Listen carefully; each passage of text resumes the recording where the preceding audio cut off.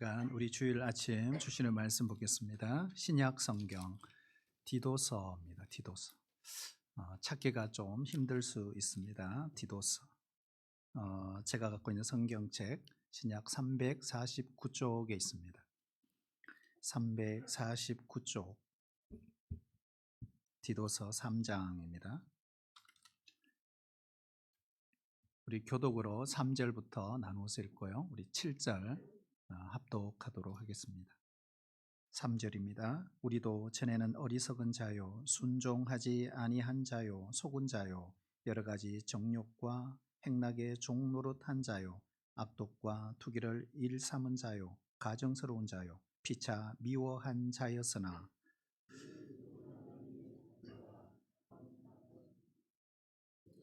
우리를 구원하시되 우리가 행한 바 의로운 행위로 말미암지 아니하고 오직 그의 긍휼하심을 따라 중생의 씻음과 성령의 새롭게 하심으로 하셨나니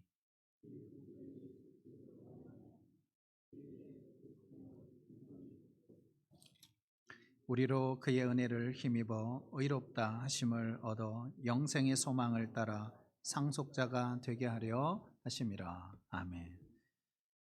우리 새생명 축제 7일 전입니다. 여러분 지금까지 기도해 주시고 또 함께 영혼 구원에 앞장서 주신 것 진심으로 감사드리고요.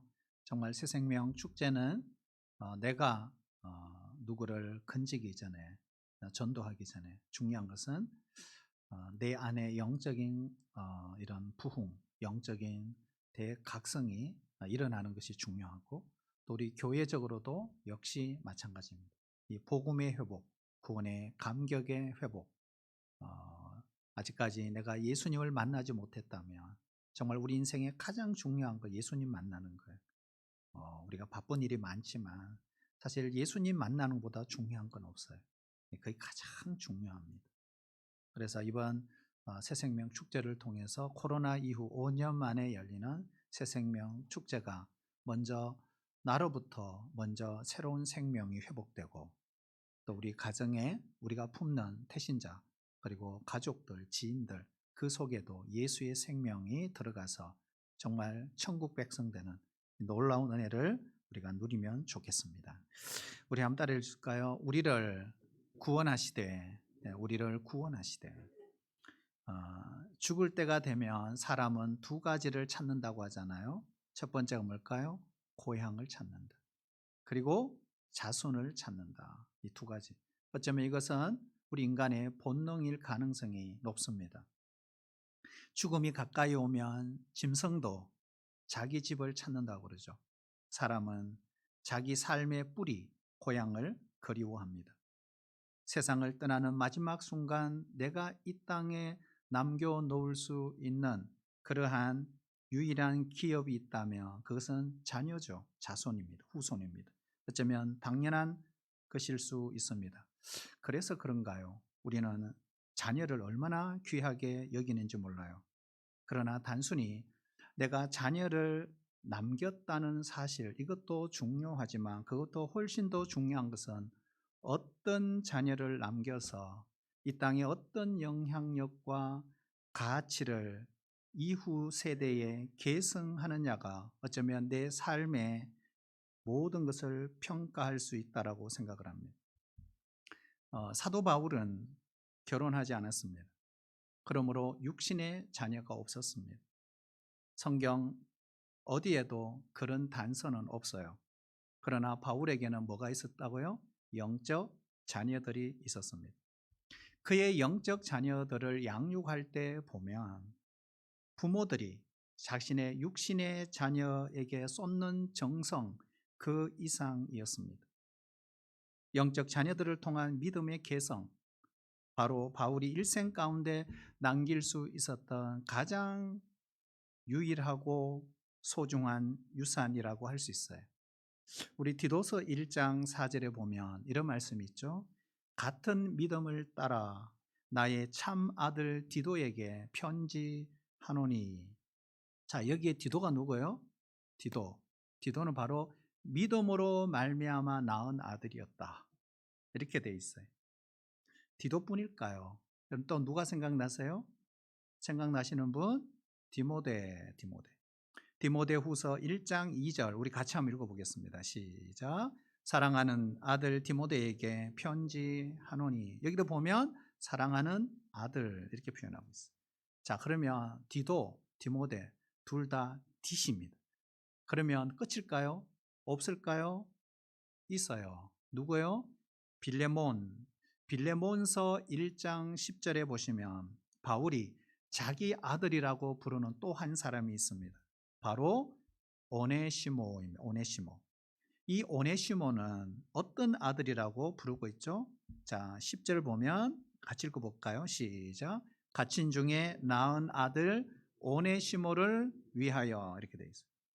결국 바울은 로마 감옥 안에서 갇힌 중에 낳은 아들, 바울은 자신이 직접 복음을 전하고 예수님을 소개하고 그리고 예수님을 영접한 그를 믿음으로 양육시켜 나중에 성장시켜서 양육한 그 사람 뭐라고요? 자기 아들이다 이렇게 불렀습니다.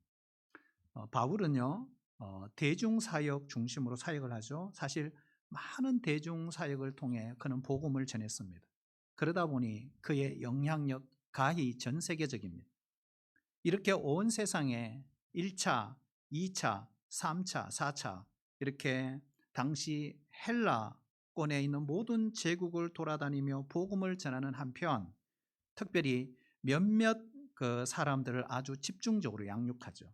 그리고 양육받은 그 사람들 중에 믿음의 영향력을 끼쳤던 사람들을 자기의 자녀다라고 불렀던 것입니다.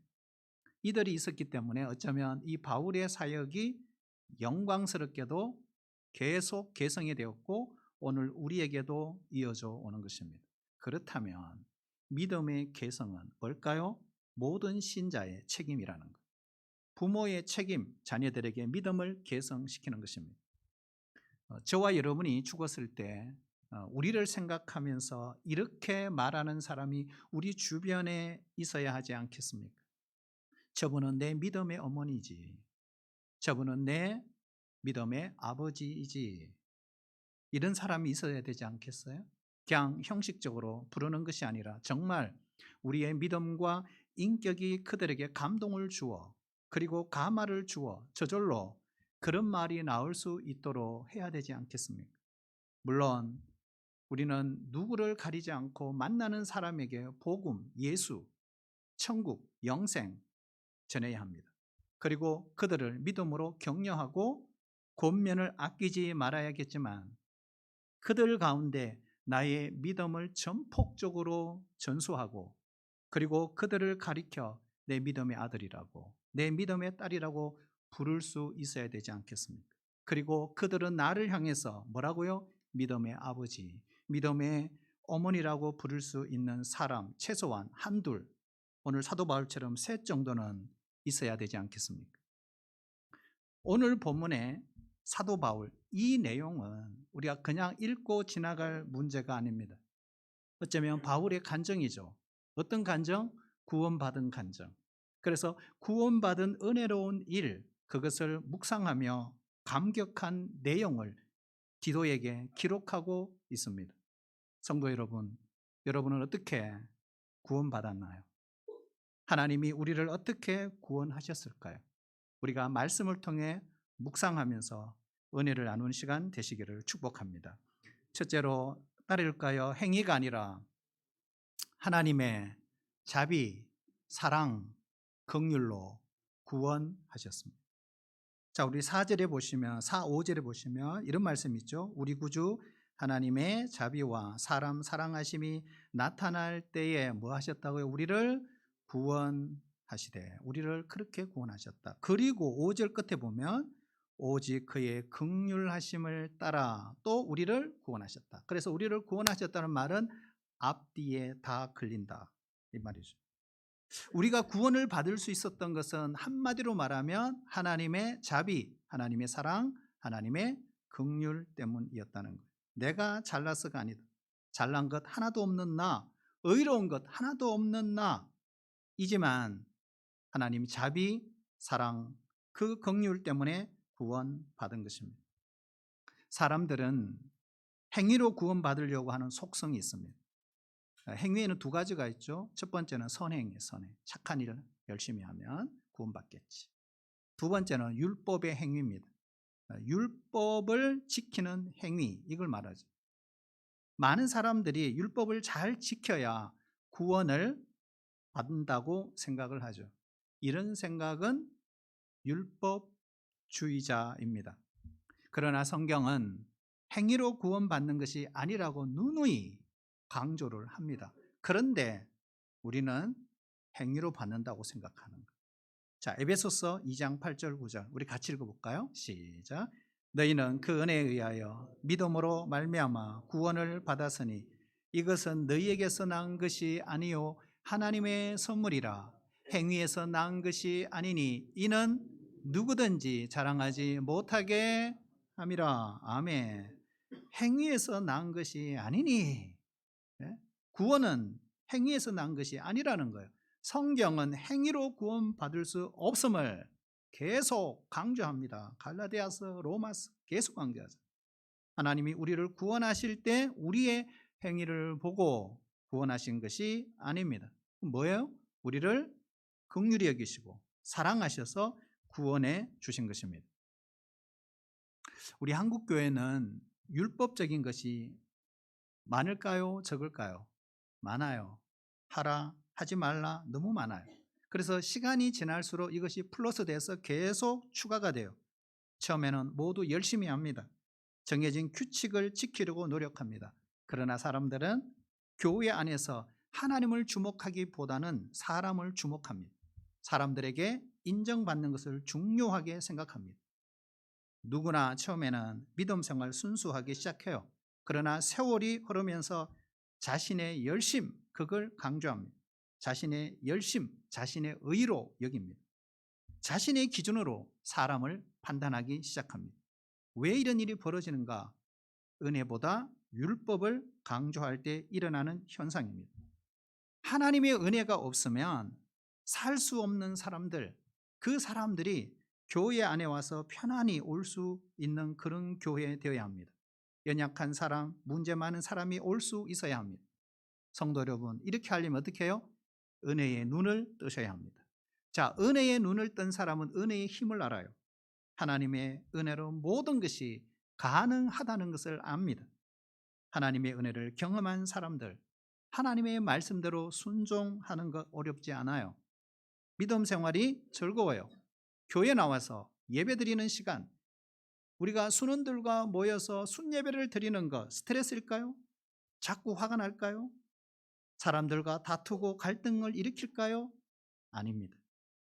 은혜의 눈을 뜨지 못하면 무엇을 하든 힘들어요. 자기 힘으로 하기 때문에 그래요. 다 의무적이에요. 오래 할 수 없어요. 힘을 빼야 합니다. 가난한 마음으로 은혜를 구해야 합니다. 그러므로 신자는 하나님의 은혜로 사는 것입니다. 우리 안에 은혜가 넘칠 때 십자가도 즐겁게 질 수 있습니다. 세상은 계산하잖아요. 그렇죠? 얼마나 계산적인 기브 앤 테이크잖아요.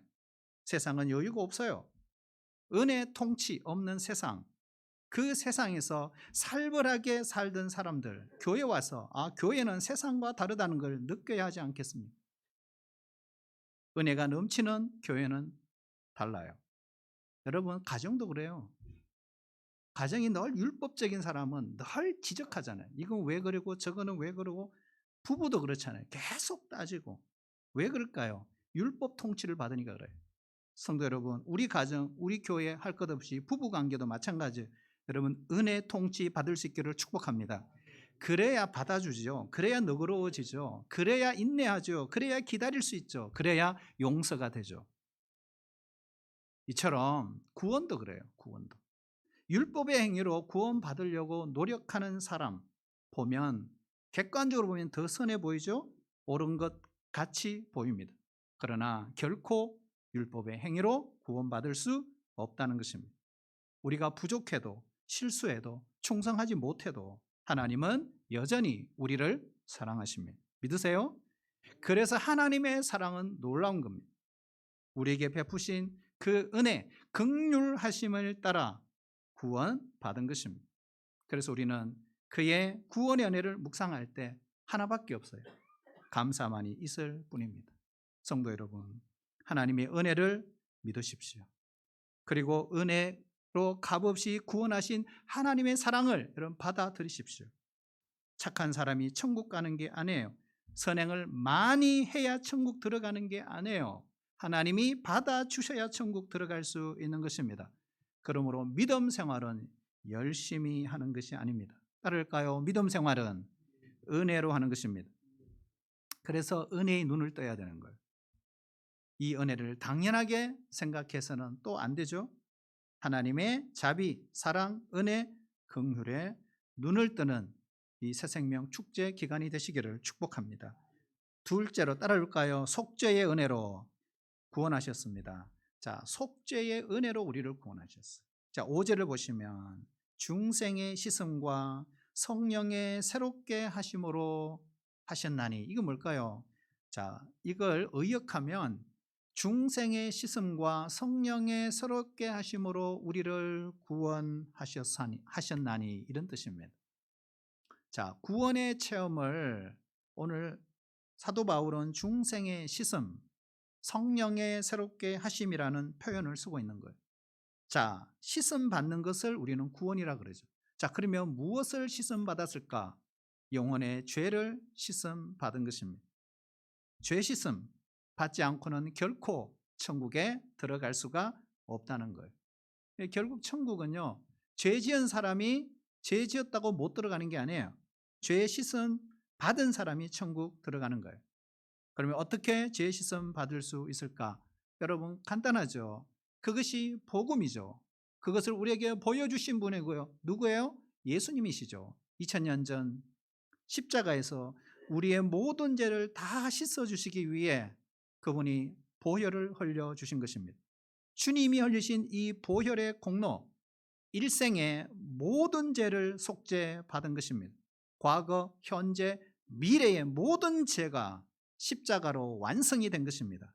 예수의 보혈, 그 공로를 믿음으로 죄 씻음을 받을 수가 있습니다. 십자가가 나를 위한 구속의 은총임을 믿고 죄 사함을 확신하는 것, 이걸 우리가 중생의 체험이라고 하는 것입니다. 성도 여러분, 우리 모두 십자가의 이 속죄의 은총 꼭 받을 수 있기를 축복합니다. 십자가의 속죄의 은총만이 그것이 하나님의 사랑의 증표요 증거인 것입니다. 우리를 사랑한다는 증거가 십자가의 은총인 것입니다. 독생자를 보내시고 십자가에서 희생을 치르게 하심으로 우리 죄를 다 씻으시고 그 사랑을 우리에게 나타내 주신 것입니다. 우리는 모두 죄인이에요. 동의를 하시든 안 하시든 우리 모두는 죄인입니다. 의인은 없나니 하나도 없으며 모든 사람이 죄를 범하였음에 하나님의 영광에 이르지 못하였음에 그랬어요. 죄인인 인간 누구나 그 마음속에 죄책감이 있어요. 그 죄책감에서 벗어나기 위해서 우리 인간들은 온갖 방법을 동원하죠. 수행, 고행, 참선. 하지만 사죄의 확신이라 마음의 평안을 얻을 길이 없어요. 그러나 오직 한 길, 오직 예수의 보혈, 그 공로를 믿음으로 우리가 은혜, 이 사죄의 은총, 구원을 받을 수가 있는 것입니다. 보혈의 공로를 믿을 때 죄책감이 사라지죠. 마음에 참 평안이 옵니다. 그래서 찬송가 가사처럼 주의 보혈 능력 있도다. 주의 피 믿어. 주의 보혈 그 어린 양의 매우 어떤 피라 그랬죠? 귀중한 피로다. 속죄의 경험, 이것은 성령을 통하여 역사하시는 초자연적인 내 내면에서 일어나는 기적의 체험인 거예요. 하나님은 우리를 구원하실 때 이처럼 속죄의 경험, 중생의 시선, 성령의 새롭게 하심으로 하셨다는 거예요. 성도 여러분, 이런 체험하셨나요? 이런 체험하셨나요? 나도 사도 바울처럼 누군가에게 이렇게 나의 속죄의 체험을 말할 수 있나요? 속죄의 체험이 없으면 진정한 성도가 아닙니다. 성도는 바로 이 속죄의 체험으로 참 평안이 있는 사람이죠. 셋째로 따를까요? 영생의 소망으로 구원하셨습니다. 자, 구원받은 사람에게 하나님은 무엇을 부어주신다 그랬어요? 뭘 부어주신다 그랬죠? 오늘 성경 보면 성령을 부어주신다. 자, 그런데 우리가 예수님 믿는 순간에도 성령의 감동이 있죠. 그때 내주하시는 성령 이렇게 표현합니다. 그래서 성령, 근데 어떤 분들은 내 안에 성령님이 여기 계시구나, 꼼짝 말어, 손들어, 이젠 꼼짝 말어 거기 있어, 뭐 이런 의미로 받아들이는 거 잘못된 생각, 오해입니다. 여러분, 성령님은 영이시죠. 그렇죠? 언제나 마음껏 활동하실 수 있는 분이십니다. 그래서 우리가 예수 믿는 순간 우리 안에 성령이 오시죠. 가르쳐 주시고 깨닫게 하시고 그렇게 새롭게 늘 하십니다. 왜요? 성화의 과정이 필요하니까 하십니다. 동시에 우리에게 필요한 게 뭘까요? 위에서 부으시는 성령이 여전히 필요합니다. 성령이 부어져야 돼요, 여러분. 성령을 통해 확신을 주시고 또 성령을 통해 뭘 주신다? 소망을 주신다. 그래서 성령 받으셔야 돼요. 그러니까 이 성령 체험이 얼마나 중요한지 몰라요. 여러분, 우리가 예수 믿는 것도 성령을 통해, 그렇죠? 예수님을 인격적으로 만나는 것도 성령을 통해, 그리고 우리 속에 계속해서 하나님의 자녀로 살아가게 하는 것도 성령을 통해, 그리고 오늘 말씀처럼 소망을 갖게 하시는 것도 성령을 통해. 그렇잖아요. 6절, 7절 우리 같이 한번 읽어볼까요? 그런가요? 그렇습니다. 읽어볼게요. 시작.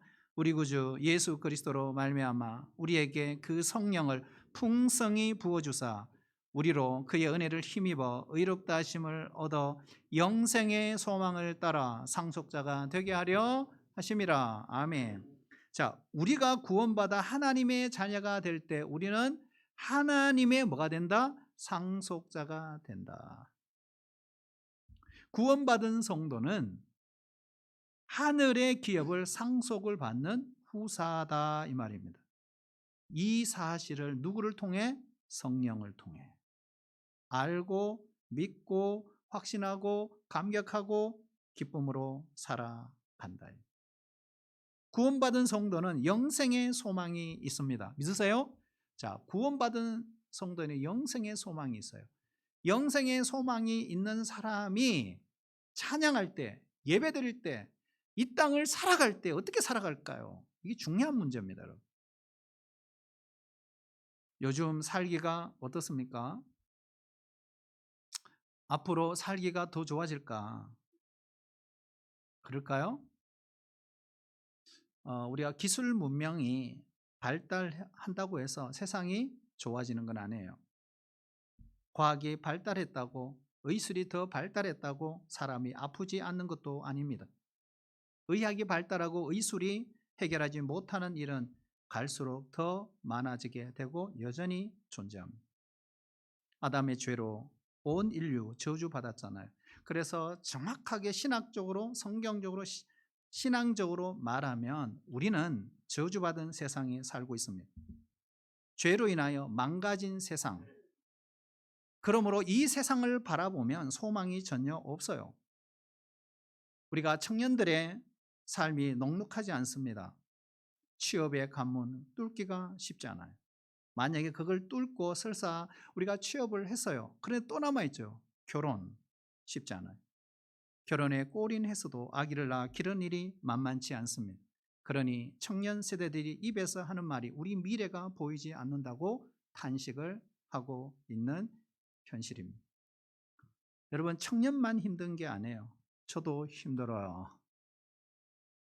다 힘들다 그러죠. 우리 어른대로 힘들대.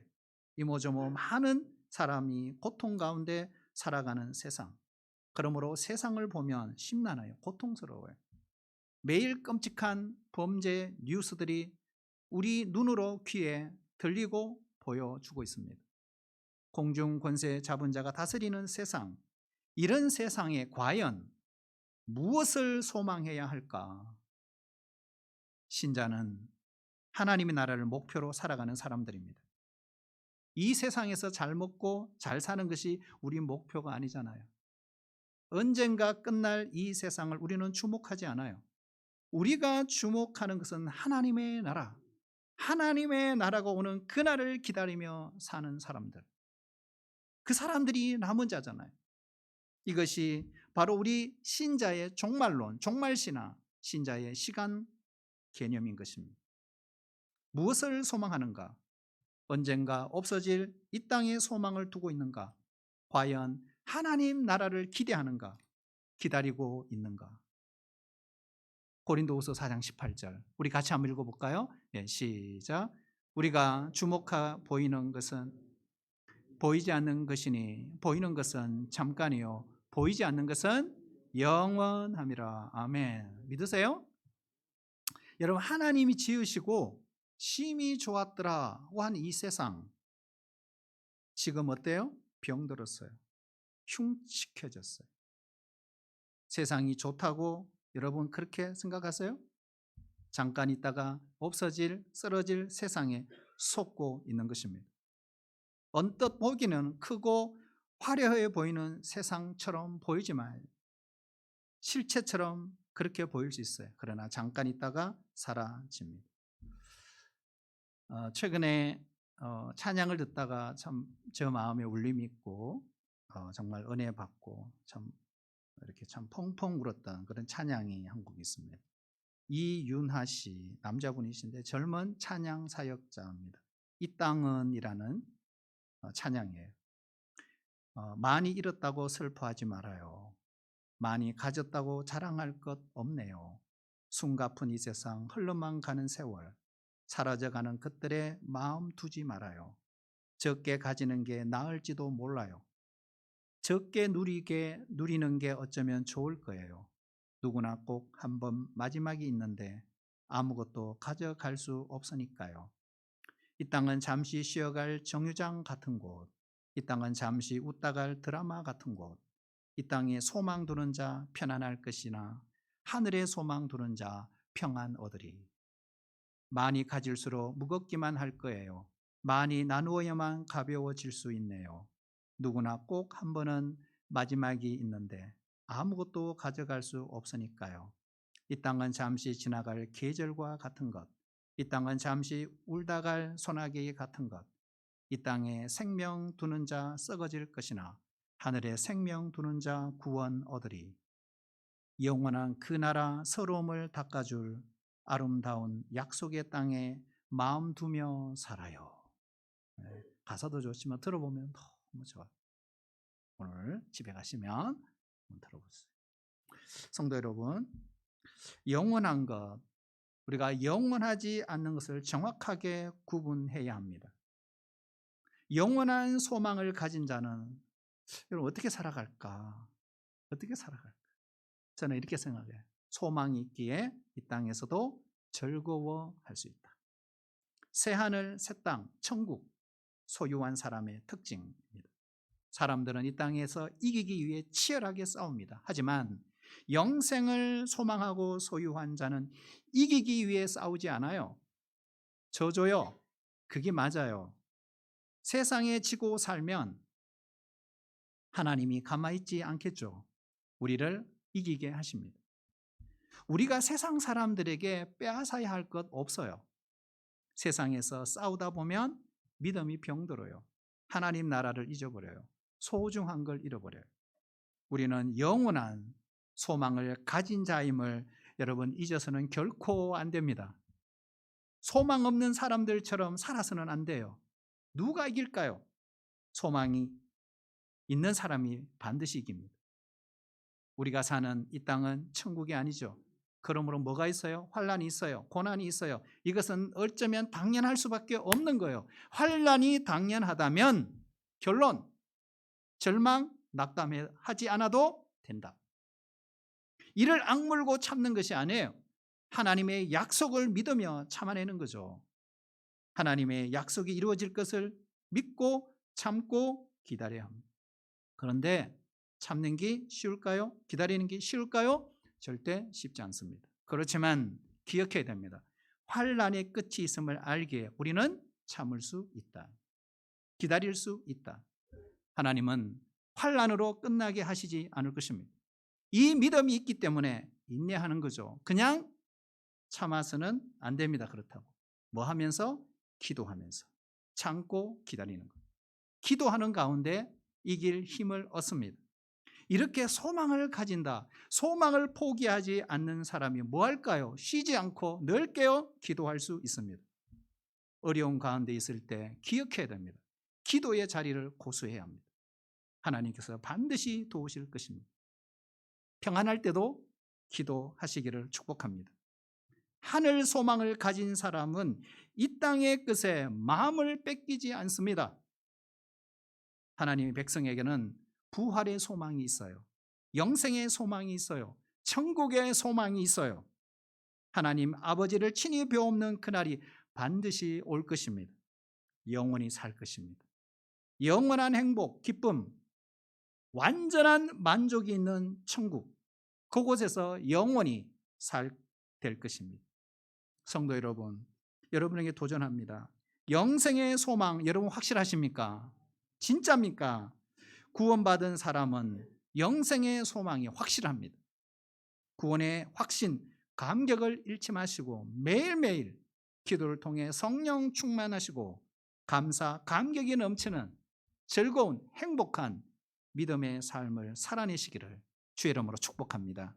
하나님 아버지, 우리의 소망은 하늘에 있습니다. 이 땅에서 일어난 일들로 절망하지 않기를 원합니다. 하나님께서 승리하게 하실 줄 믿기 때문입니다. 우리는 천국을 확보한 사람들, 기뻐하고 즐거워하고 하나님 나라를 기대하며 살아갈 수 있도록 우리를 붙잡아 주시옵소서. 하나님을 만날 그날 부끄럽지 않는 신부로 설 될 것입니다. 불평, 원망, 시기, 질투로 목적지를 놓치지 않게 하여 주옵소서. 믿음의 경주로 승리하는 주님의 복된 백성들 다 되게 인도해 주옵소서. 예수님의 이름으로 기도하옵나이다. 아멘.